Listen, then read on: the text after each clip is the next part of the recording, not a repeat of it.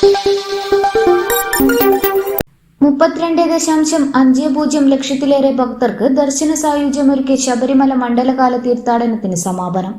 ഭക്തിസാന്ദ്രമായ അന്തരീക്ഷത്തിൽ വ്യാഴാഴ്ച ഉച്ചയ്ക്ക് 12 മണിക്കും 12:30 ഇടയിൽ മണ്ഡലപൂജ നടന്നു. രാത്രി ഹരിവരാസനം പാടി നടയടച്ചു.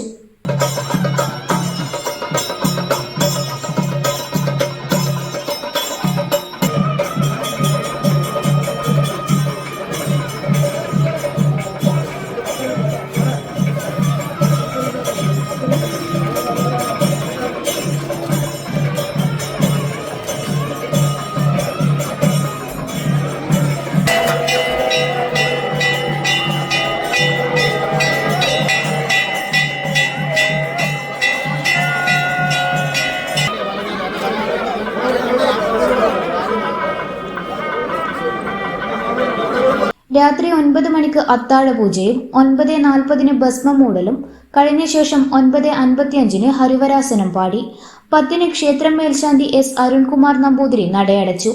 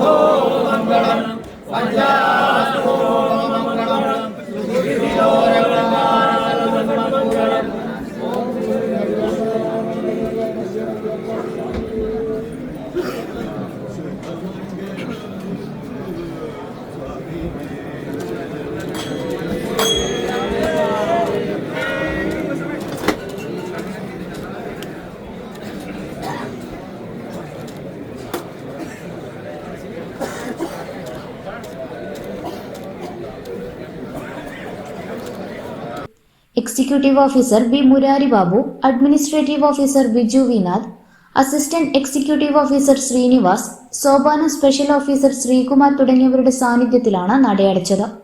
മകരവിളക്കുത്സവത്തിനായി ക്ഷേത്രനട ഡിസംബർ 30 വൈകിട്ട് വീണ്ടും തുറക്കും.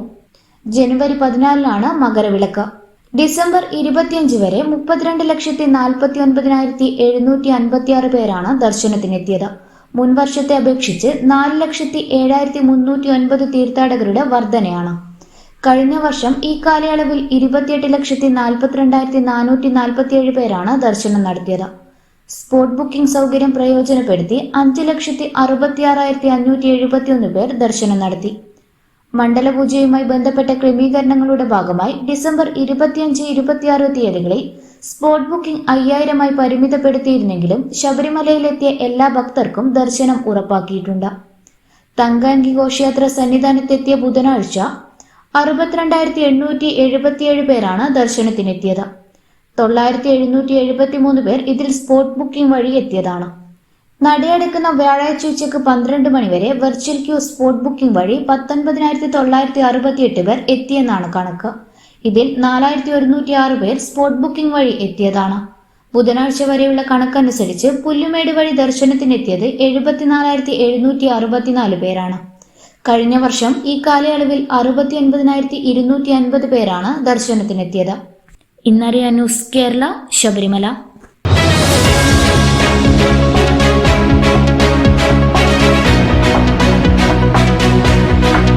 വിവാഹ പർച്ചേസുകൾക്ക് കുറഞ്ഞ പണിക്കൂലിയിൽ സ്വർണം മുൻകൂട്ടി ബുക്ക് ചെയ്യാൻ അഡ്വാൻസ് ബുക്കിംഗ് സ്കീം. പണിക്കൂലിയിൽ 50% വരെ ഡിസ്കൗണ്ട് നേടാൻ മൈ ഗോൾഡ് സേവിംഗ് സ്കീം. പണിക്കൂലി ഒന്നുമില്ലാതെ സ്വർണ്ണാഭരണം സ്വന്തമാക്കാൻ ഗോൾഡൻ ബഡ് സ്കീം. എന്നും വിശ്വസ്തയോടെ സ്വർണം സ്വന്തമാക്കാൻ ആരാധന jewellery, Bangalore and city centre, Kannur, ഫാഹേൽ and Maliya, Kuwait.